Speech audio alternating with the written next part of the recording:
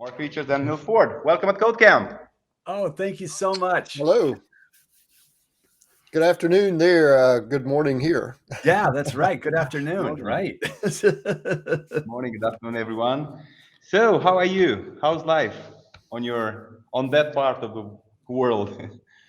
Well, I'm actually not at home, so you can see an actual skyline behind me. I'm in New York, traveling for meetings today, but otherwise things are good. Yeah. Excellent. Yeah. Great. You're on the safe side of the planet now, which is great. So, architecture, the big word, right?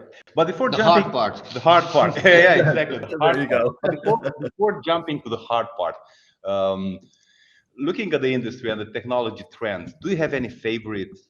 Do you keep an eye on anything in particular, anything specific? I don't know. I'm just curious. Oh. Well, I mean, I'm part of the group that puts together the ThoughtWorks Technology Radar, so we're constantly looking at brand new stuff. In fact, we just a couple of weeks ago had the meeting that put together the next edition of the Technology Radar. So you'll be seeing that coming up in about a month now.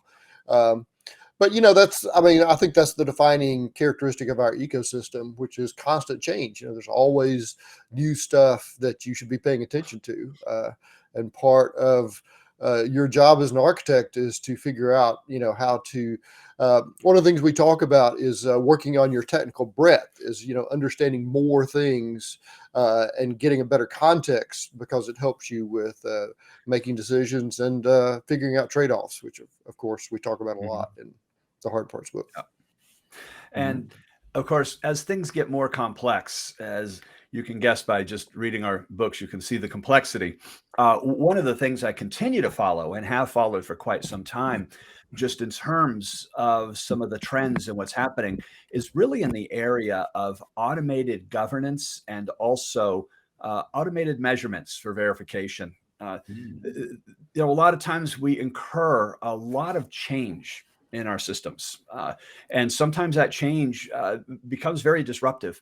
And we're not sure if it's impacting the architecture. And so I'm really fascinated and really passionate about this whole idea of being able to automate some of the governance checks that architects will say within, for example, design decisions or architecture decisions. And are those being met within the code? An architect can't run around behind every developer's back, kind of looking at the code, kind of policing everything. It's just not feasible and it's not possible. And so those automated governance tools and techniques are something that I do continue to follow, as well as just techniques and new approaches for automated fitness functions that run continuously in production to alert us when all of a sudden a particular change or new feature we're adding to a system suddenly disrupts scalability or maybe availability or responsiveness or any of these other operational characteristics that we may be concerned about. Yeah, in that regard, I'm like a kid in a candy store right now, because we've just started working on the second edition of the Building Evolution Architectures book. And one of the things that we sent a solicitation out to teams at ThoughtWorks to show us your fitness functions. And we're starting to get some fitness functions from teams that are quite fascinating to see how people have automated particular aspects of governance. And we're going to put those as case studies in the upcoming edition of the book to add some more concrete examples. So. This whole topic also really fascinates me because it helps define some of these architectural characteristics, those ilities that are ill-defined. One of my favorite examples is to say, we must have reliable systems. You have to create a reliable system.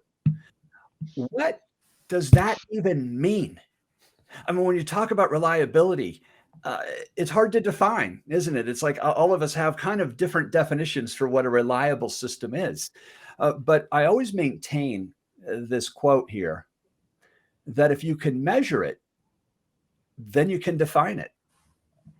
So in other words, in consulting gigs and companies, and even in some trainings, I will say, well, how would you measure reliability? Like, what would you actually measure? objectively. And I get a lot of answers like error rates, uptime, availability. Sometimes is the data consistent? And all of these things we can objectively measure. And if we can measure them, then we've just defined what we mean by reliability. And so it really is more than just validating that the architecture is still okay. It also does help us really objectively define what all of these somewhat ill-defined characteristics really mean. And I think it also having automated architecture tests also plays into continuous delivery. Because if we can test our features, why can't we test our architecture? Exactly. Yep. And I love what you just said, because we just saw Victor talk all about testing, and we get all obsessed about testing in software development. Why aren't we as obsessed about testing software architecture? And so I love what you just said. It really brings home that topic about the critical aspect of testing in general, not only for software, but also architecture. Yeah. I think one of the reasons that I'm thinking of, my experience. So it's always easier to test in small than to test, the big things. So what I feel personally is that I need to learn more in order to be able to do it. That's key to me, at least. Well, that's one of the in the Evolution Architectures book, we define two kinds of fitness functions: atomic ones, which just test one thing at a time, and holistic ones that test, things that are tangled up. And we try to encourage people to figure out as many atomic ones as possible, because exactly to your point, they're simpler. They can be done earlier in a pipeline. You don't have a combinatorial tangling that you get, which makes things complicated. And that's actually one of the great lessons I think that we've learned about as we mature as an engineering discipline. We started out sort of metaphorically like other engineering disciplines. We're slowly figuring out the things that make our engineering unique. And one of those things we've been talking about, which is incrementalism and automation. So we have a unique engineering field where we can build the thing in tiny little pieces and then check all along the way to make sure that all the pieces fit together and automate all of that. I think that was really started in a big way with Agile and XP in particular, that idea of automation. And one of the observations about continuous integration, if you look at continuous integration versus big bang integration at the end of a project, not only is it simpler on a daily basis because you're doing constant integrations, you end up spending less overall time dealing with merge conflicts. Because in the big bang integration, you let all those things get tangled up, building yourself this giant project at the end to see if you can untangle all that stuff. Whereas in continuous integration, you do it incrementally and automate it. And I think that's one of the great lessons, because that's exactly what we relearned in the DevOps revolution, where we stopped manually managing machines and started with virtualization and containers and automation. And now with architectural governance, how much of that can we automate because that's how we advance as an engineering discipline. Yeah. Yeah, I love that part in the book, and even also the part about documenting the decisions and basically being able to review the decision that we've made and the architecture. That's such a simple tool, but I'm not seeing it used like in a constant way in a team. To be honest, I mean, from time to time, some of the team have like a backlog of architectural decisions. So maybe we have to stress this more than we did in the past. Well, one technique I do use to help manage that problem actually is when I make a particular architecture decision, as I'm documenting that, usually through an architecture decision record or an ADR, I add one more section to that ADR. And I vary on the name, but usually it's governance or measurements. In other words, how, if I'm making this decision that this particular service will never have more than 10 colors to it. Well, if that's a constraint in our system, what I think about is, as I'm making that architecture decision, I try to document how would I measure it? what sort of fitness function? What would the arc unit or net arc test or arc unit net code look like? Do I need additional annotations or custom attributes to manage this particular constraint? All of those things I try to think about when I'm actually making the architecture decision. And, in a lot of cases, what it ends up is sometimes it's manual. Sometimes it's manual. Not everything, unfortunately, can be automated. But it is one way of avoiding that backlog and getting really behind in your architecture tests, if you can think about it right up front. So, yeah, it's one technique that I do use. I'll add one thing to what Mark said. Not everything can be automated yet. Good point. I like that. I love your optimism, Neal.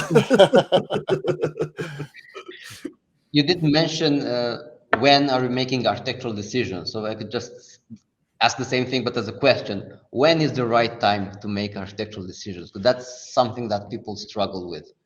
All the time, it turns out.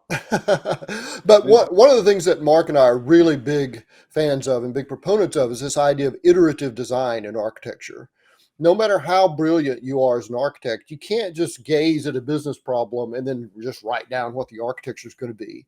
You have to iterate on it and iterate on design. And so that means that you're never actually done doing architecture, because by definition, architecture, or those architecture decisions, are decisions with significant trade-offs. Well, you constantly make decisions with significant trade-offs on software projects. It just turns out you make a lot of them early on, but you continue to make them throughout the life cycle as new issues come up, et cetera. So I think iteration is really key. Don't fool yourself into thinking that somehow you will acquire the skill to be able to magically come up with architectures. It's all about iterative design. And so the real thing is build yourself an ecosystem where you can iterate on design and continue to try to improve your architecture and design around that. I want to read a quote from our Fundamentals of Software Architecture book that really does relate to this discussion and your question. And it has to do with that iterative aspect of architecture. And here's our quote from the book. Developers should never take components designed by architects as the last word. Rather, the initial design should be viewed as a first draft, where implementation will reveal more details and refinements. And that's a quote from our Fundamentals book that really drives home this point that we do have to make architecture decisions. Many times we don't have all the information, and as many times, most times, we don't. And we try to do what's called the last responsible moment. We hold off on making an architecture decision until it really needs to be implemented. But the understanding and agreement among everyone, the developers, other architects, and especially the business stakeholders, your product owners, for example, or sponsors, that this is an initial design. And I'm justifying this based on the information I have at the moment. And that justification is critical.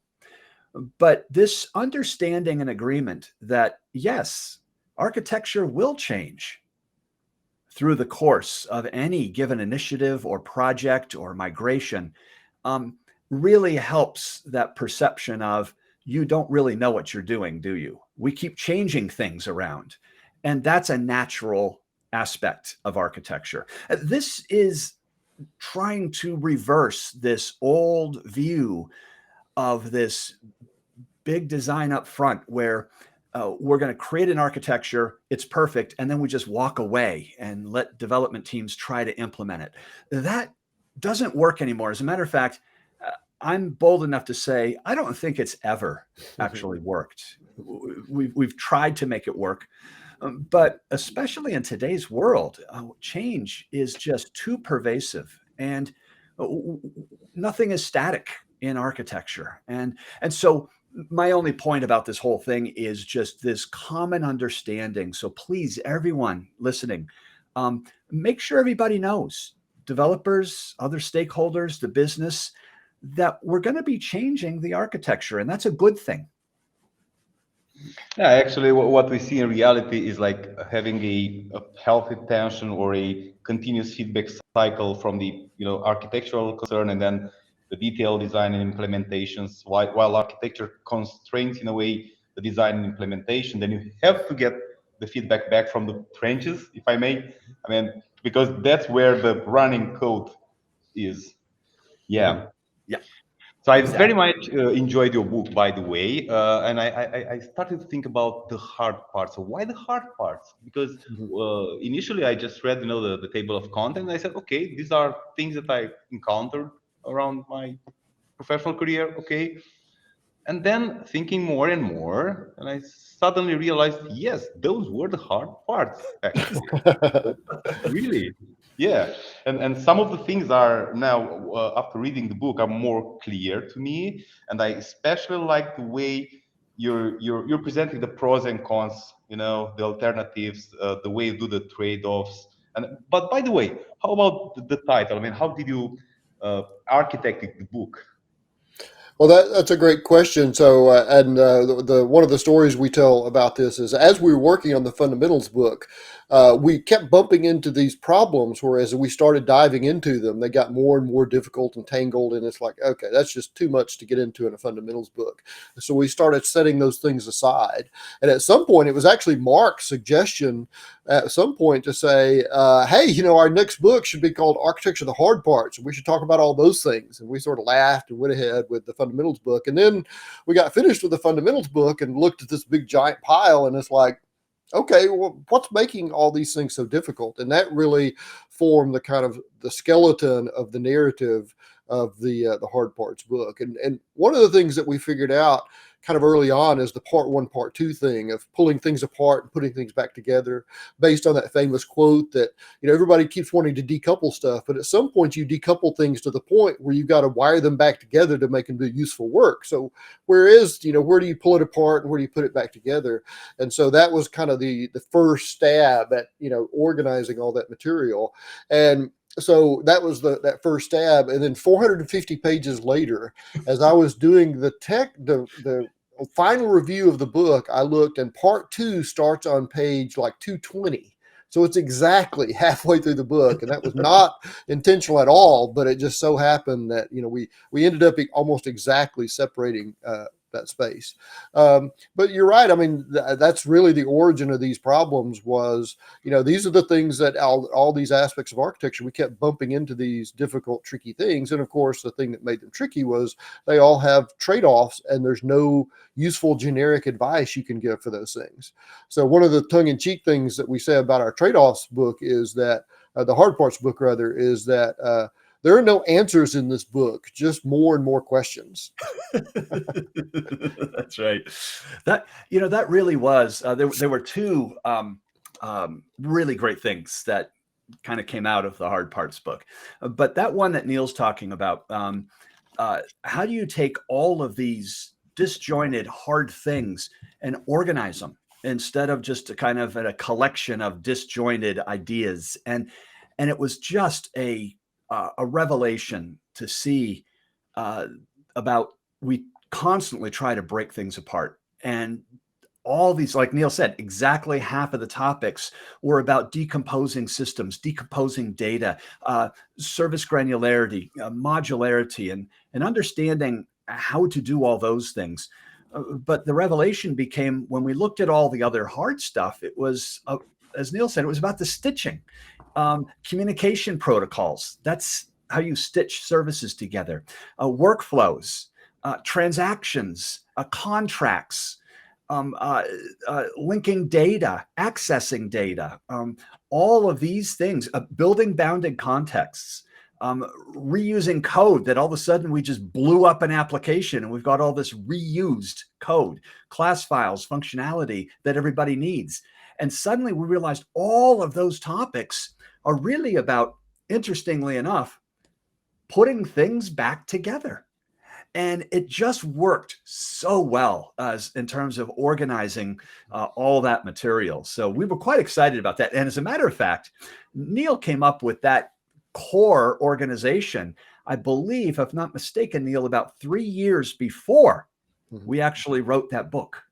Well, I mean, Mark and I will go meta on any subject, and so this is a great time to go meta about this because the way Mark and I have figured out that the best way to write a technical book is not have a flash of inspiration, while you're sitting on a bridge by a brook or something and go write it down as quickly as you can. It's to take the seed of an idea and start iterating on it by doing presentations and talks, because the more you talk about something, the more insights you get into it, which gives you more to talk about. And so, and part of the things that we did in the very early days of the hard parts materials, we had this giant pile of stuff. And so I scheduled a 2-day workshop to talk about it. It was at the Software Architecture Conference, and Mark was actually doing a fundamentals class. And I think we flipped a coin to say who does the hard parts, who does the fundamentals class. And so it's like, okay, congratulations. You have to do a 2-day workshop and you have this giant pile of stuff that you have to organize.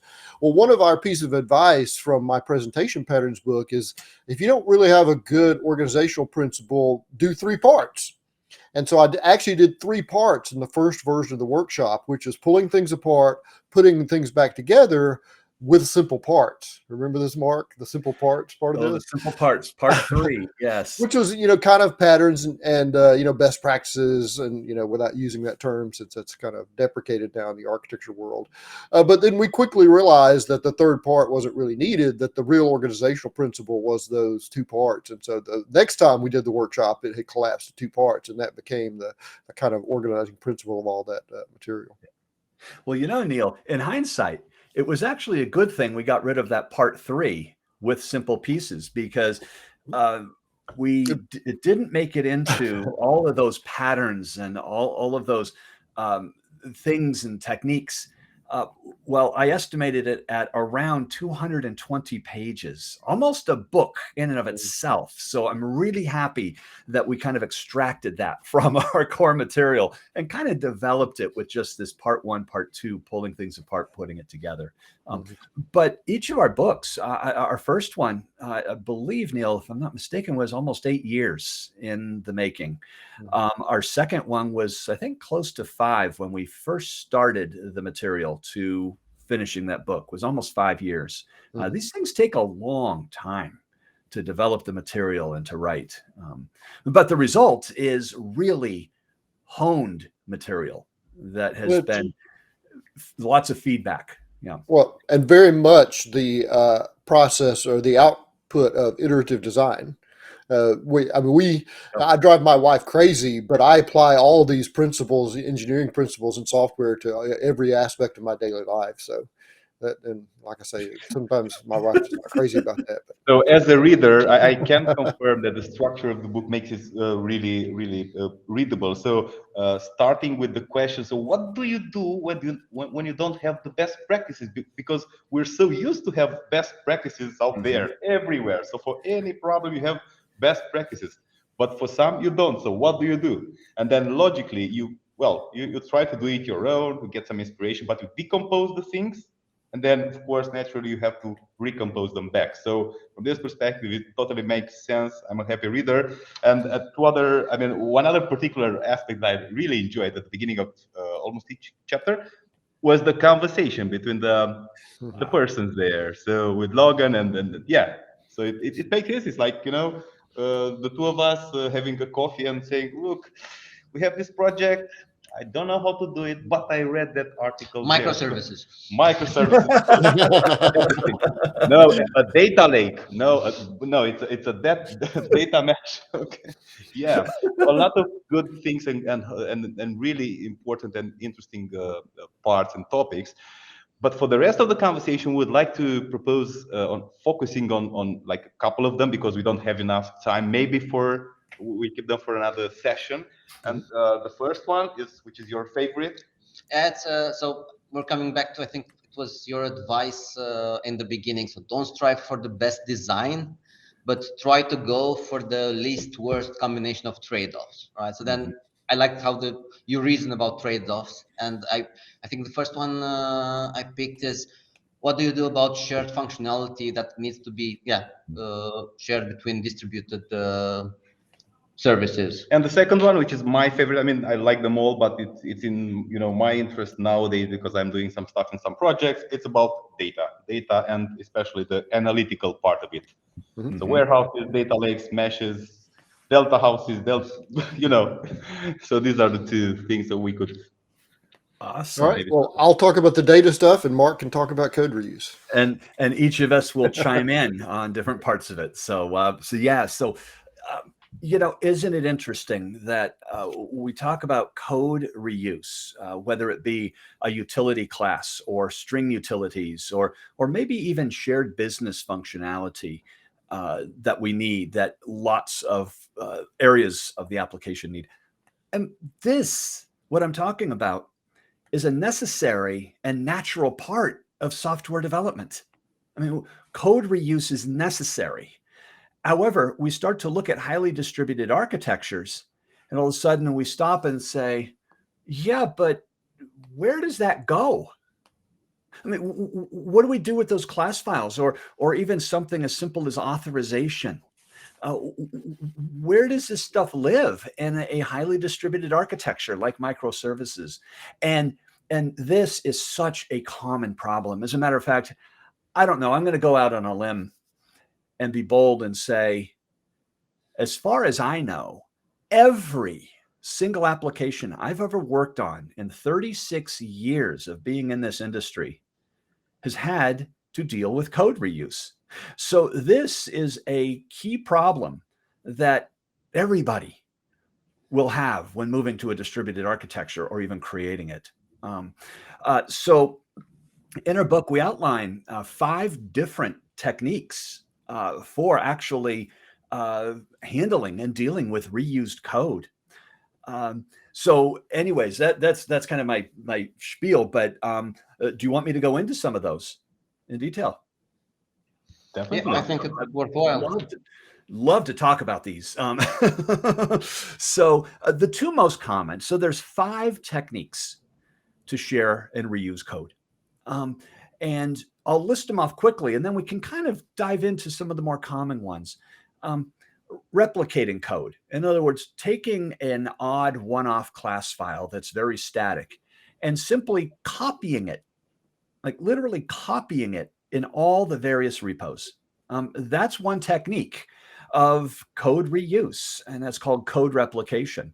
Of course, then we have, of course, the shared library, wrapping all of those class files and shared functionality into a jar file or a DLL or a gem or a package.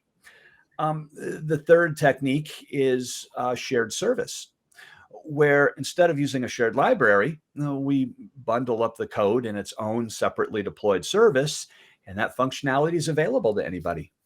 Now, the fourth technique is kind of interesting, and that is if you've got most of your code or even half of it is being reused and it changes constantly, and it's only being used by several services.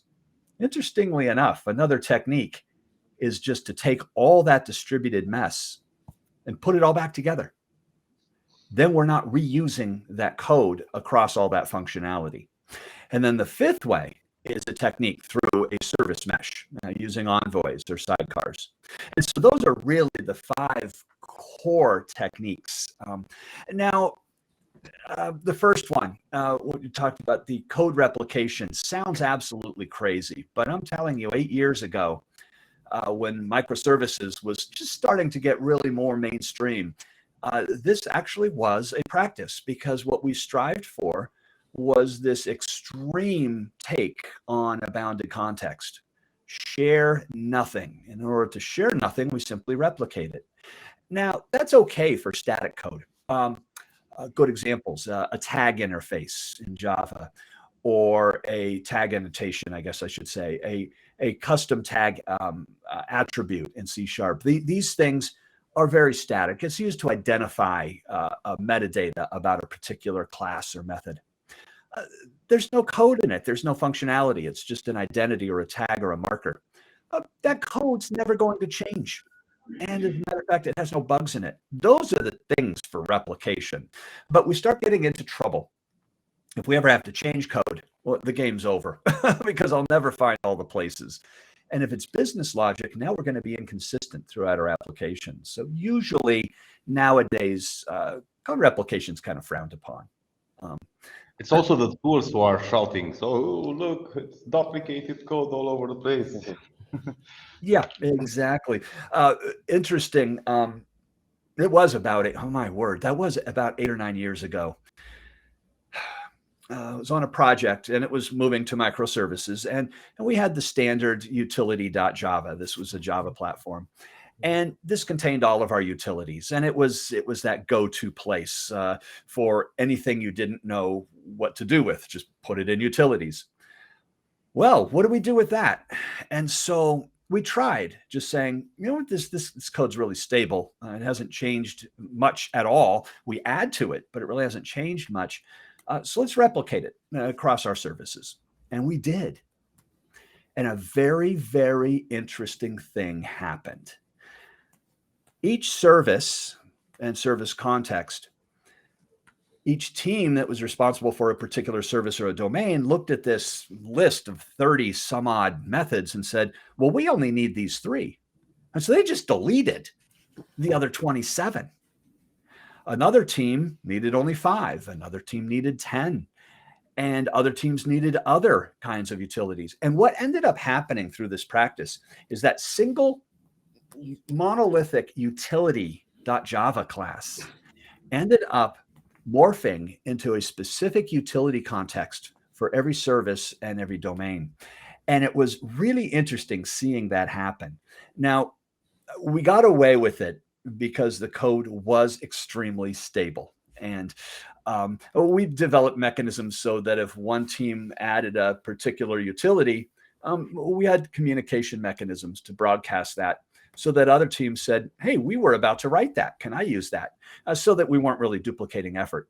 But it was kind of interesting that in the early days, that actually kind of was an interesting aspect of that code replication. I would not advise this at all today. But in the early days, we were just trying to learn. I mean, this was uncharted territory. Well, but again, it depends. So this is one of the examples I use all the time of teams that misunderstand and misapply trade-off analysis, because effective reuse of code of any kind really requires 2 things, and everybody gets the first one correct and everybody misses the second one. And the first one is abstraction. Oh, look, this code is useful from a whole bunch of different contexts, so I should abstract that and reuse it. But the thing that makes it really useful is low volatility.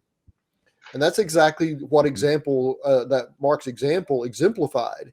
If you have this big utility class that every time it changes, every project that uses that has to stop and coordinate around that change. Whereas if they each have their own little tiny utility class, nobody else cares.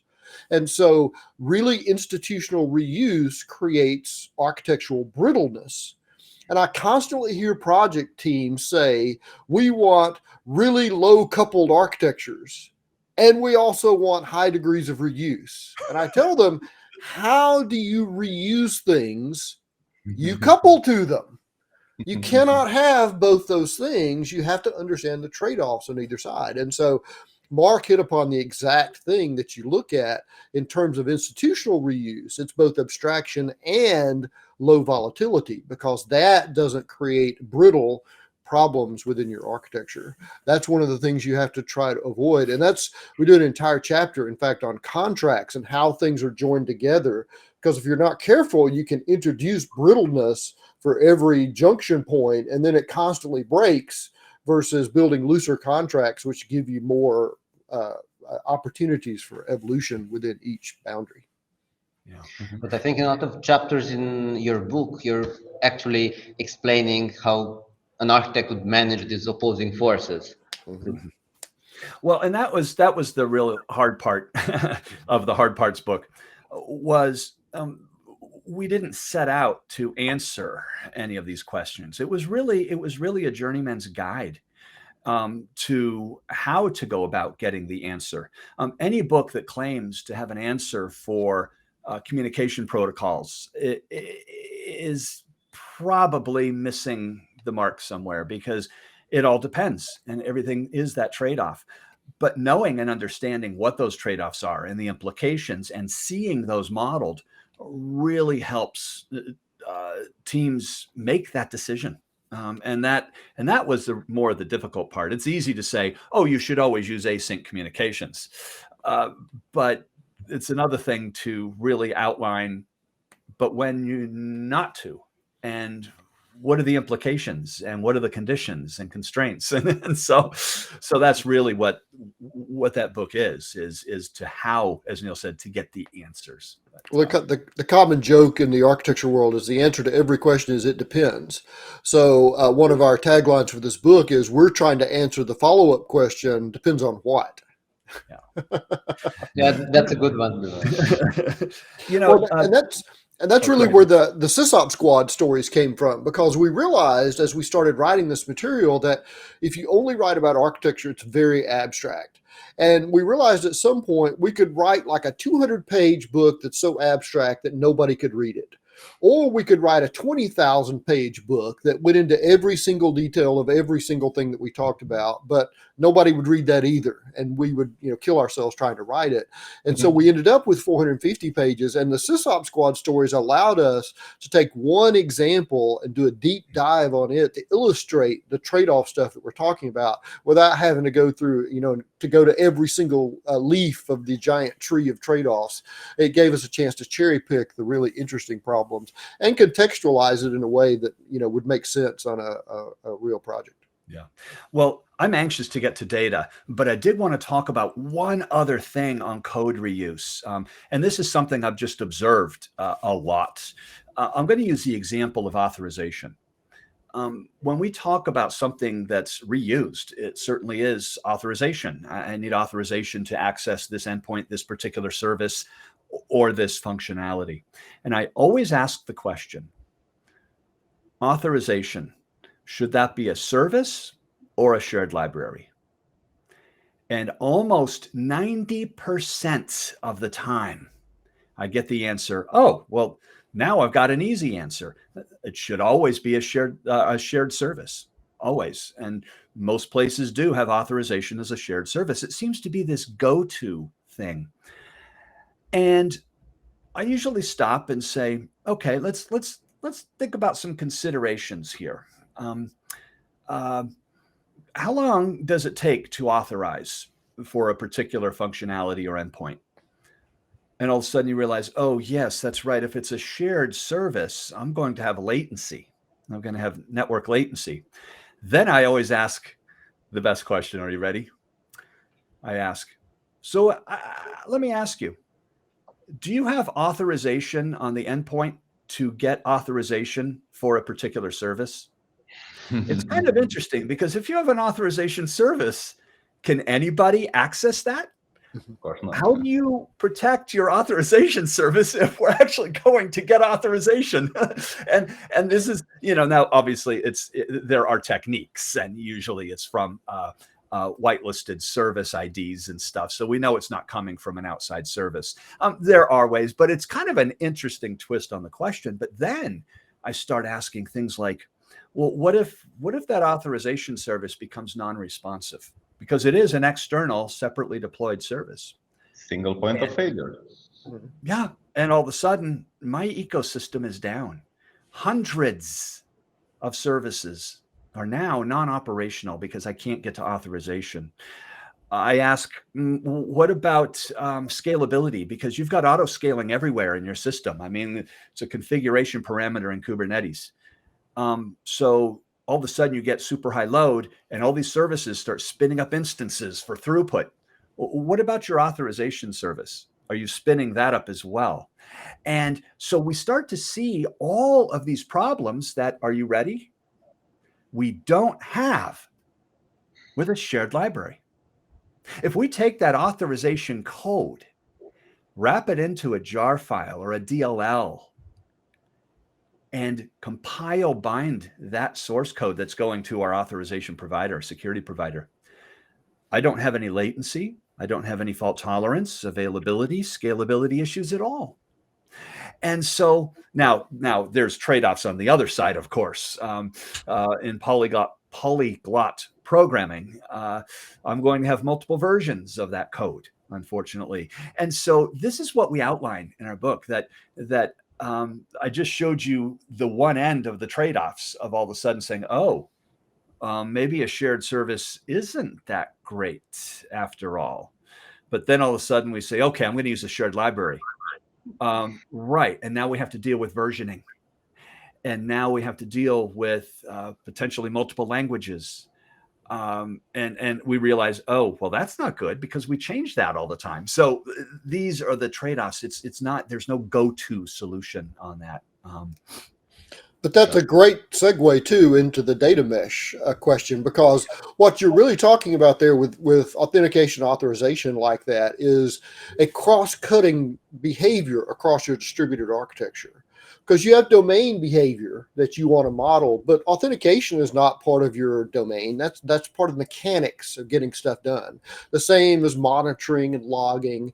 And so one of the common patterns that we have seen to solve that is this idea of sidecar components and service mesh.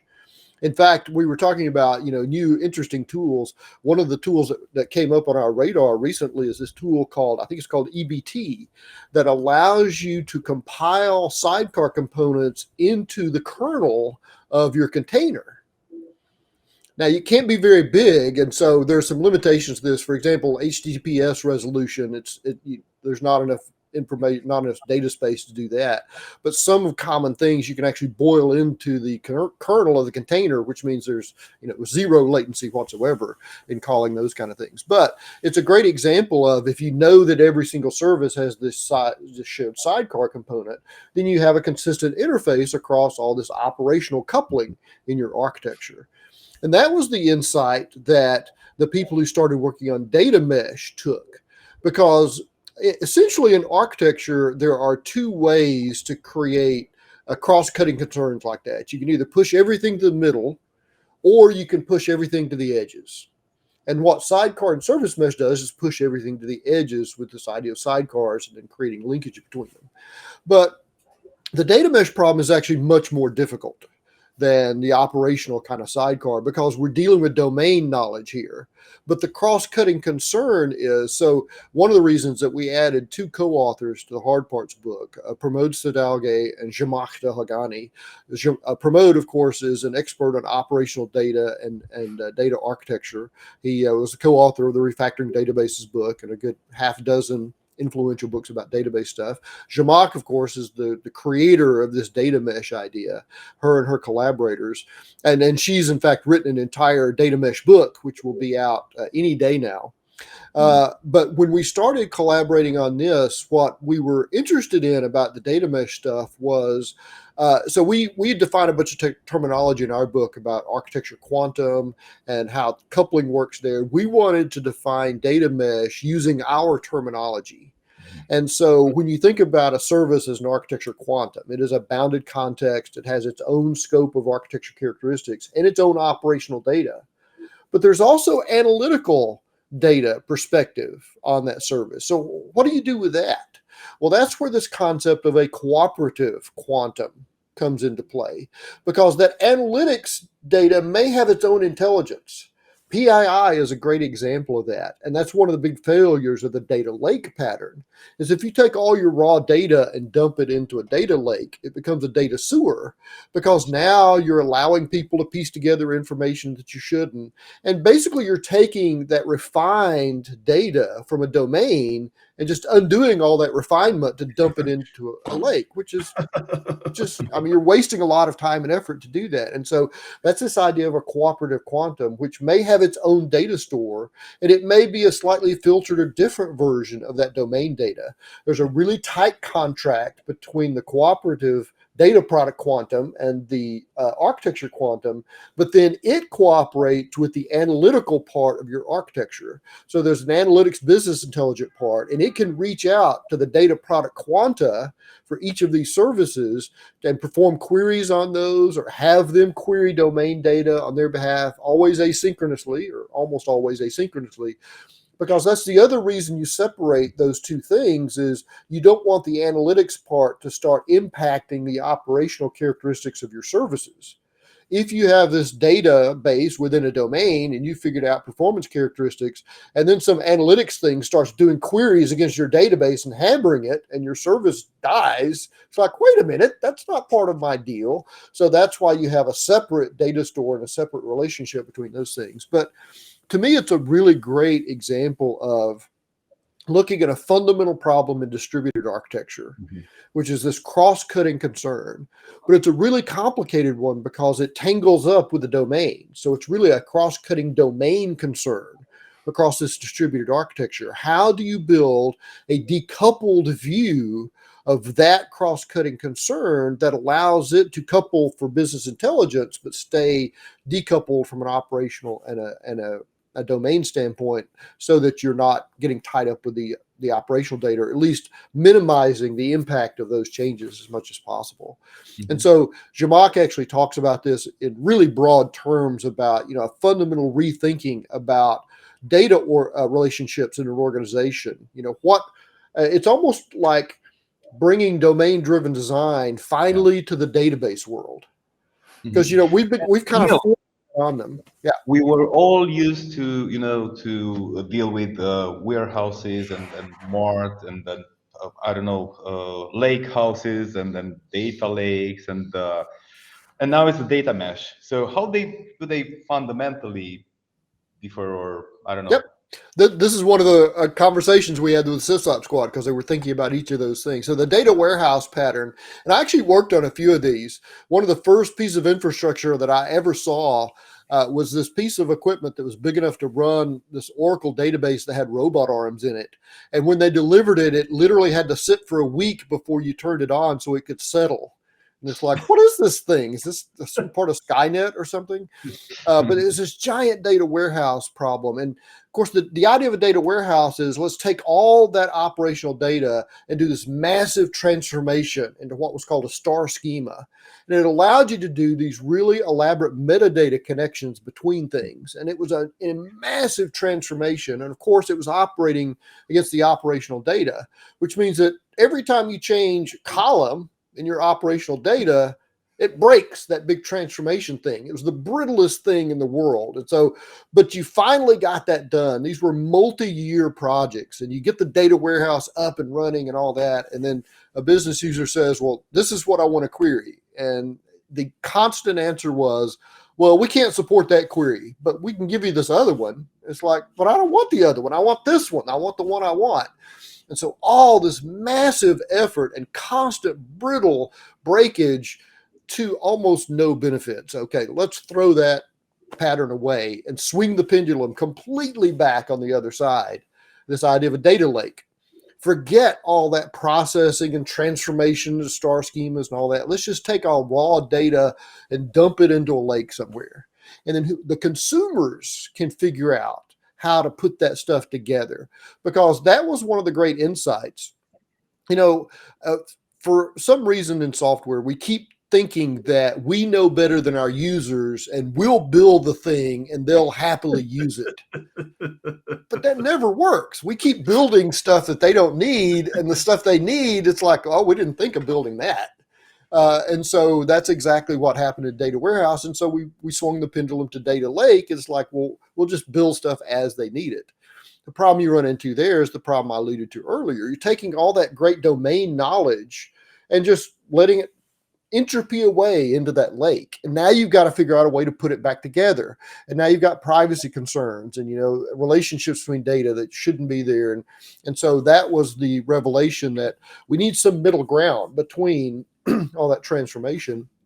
And that's really where this idea of we still have an analytics part of our architecture, but it's not going to a data lake to gather those things. It's going to services and the cooperative quanta for each of those services that knows what kind of data I need as business intelligence, and it's packaged it in a way that's consumable for me.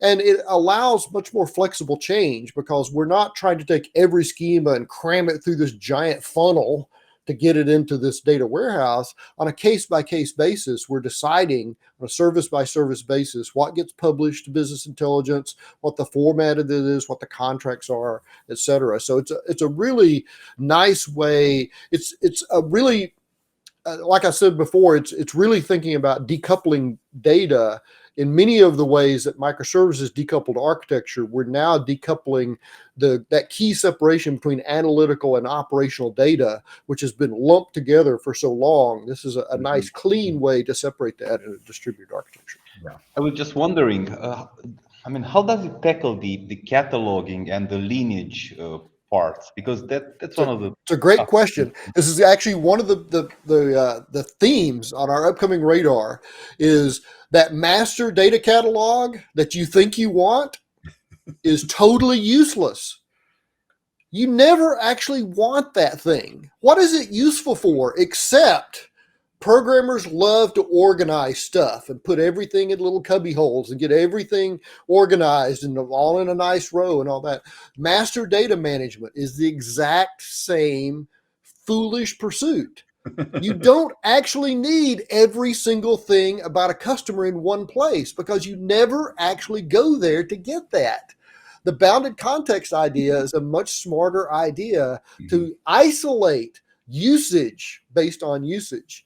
And so our advice on our radar is minimal data catalog. You have a data catalog per data product quantum, not for the entire system. Because if you have a data catalog per data product quantum, that allows that service to decide what kind of data it's storing, what kind of data it publishes, and you don't have this big giant catalog that every time you change it, guess what? Everything coupled to that catalog has to stop what they're doing and synchronize on that change. The same for master data management. Every time you change a column anywhere, which is why nobody ever changes anything in their database, they just bolt more onto it, which makes it more complicated. This is not the secret to simpler design. It's the way to make your design accidentally complex. And it doesn't really serve that great a purpose. We've got a client, the reason I'm ranting about this, I'm working on a client right now that's chasing this master data thing. And it's like, stop it. What are you doing? You don't need that. Give me one good use case for having every single bit of that in one place, except, of course, duplication, but you can handle that. That is not the only way to manage things like duplication, is getting it all canonicalized in one place. Yeah. Neal, this will become known as the Neal Ford MDM rant. but to actually answer your question, the advice on our radar is minimal data catalog. You want small scoped catalogs for services at the service level, not the entire architecture level. Just like you don't want database schemas for your whole architecture, you want it at the service level, because it's nobody's business. Now you just ruined some of my. So I have to rethink some stuff in some projects. So definitely. But I'm glad that I found this now rather than later. And later. So this conversation can. I love it. I love it. We could go like for days probably. Unfortunately, the time is not our friend, of course. So. Any final thoughts?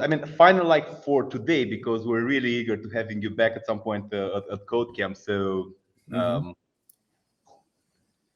any closing words for our audience? Oh wow! After that rant, Neal, I'm afraid to say anything. I just, boy, tell me, Neal, how do you really feel about master data management? Well, it's such a common pattern. So I think that may be the best advice is. So there's this great thing that we talk about. It's in one of my keynotes called the out of town consultant effect. And the way the out-of-town consultant effect works, if you ride in an airplane to get to a meeting, you automatically have more credibility than the people who rode in a car to get to the same meeting. And the further you flew, the more miles you flew, the more credibility you have in that meeting, which of course is ridiculous. But there is a gem of truth in the out-of-town consultant effect. Because when you're in an ecosystem, when you're in an architecture, you get used to things being the way they are. So there's a story that you may be familiar with in the Pragmatic Programmer book about boiling frogs. So apparently if you take a frog and throw it in a pot of boiling water, they'll jump out because they don't like it. But if you put a frog in a pan of cold water and turn the heat up slowly, they'll cook without realizing it. It turns out that's not true. Frogs are not that stupid. The frog will jump out of the water when it gets too hot. But big companies are that stupid. You can easily sit there and start and grow some practice that is objectively just not smart, but you don't realize it because, oh, well, that's just the way we've always done stuff. And that's where the out-of-town consultant comes in handy, because they show up and can look at things with an objective eye. And so that's my advice for everybody, is be your own out-of-town consultant. Mm-hmm. Go start looking at all the things in your ecosystem like master data management or global data catalog and go, is that really useful, or is that just the way we've always done things here? And is there maybe a better way to do this, or a set of trade-offs that we haven't identified yet? So that, I think, is useful advice anybody can take back to their organization. Yeah, yeah. And I think to kind of follow up on that, just some last words, that one of the keys to getting architecture right, to getting software right, is really analyzing those trade-offs. It's about identifying what trade-offs exist within your context and analyzing the trade-offs. And the last part about that is collaborating with your business stakeholders, your product owners, your sponsors, because when we identify particular trade-offs, some of those, especially insignificant ones, we can usually identify and make ourselves. But a lot of times we end up with a trade-off that might influence a particular business requirement. And that requires collaboration to say, I know you want super high responsiveness, but you also want to guarantee payment of the order at time of order taking. We can't do both. Now, which one's more important? And some of those questions we as architects and software developers cannot answer. And so that whole trade-off analysis really comes in three parts. It's identifying the trade-offs, it's analyzing the trade-offs, and it's in collaborating with the key decision makers on those particular trade-offs. And that's really what our book is essentially about. As a matter of fact, it's the subtitle, Modern Trade-Off Analyses for Distributed Architectures. So that's the key. A book which, by the way, I really loved, and I'll keep having it with me because it's important advice there. It's, well, now there are some best practices, right? I mean, with the book for the things that previously didn't have best practices.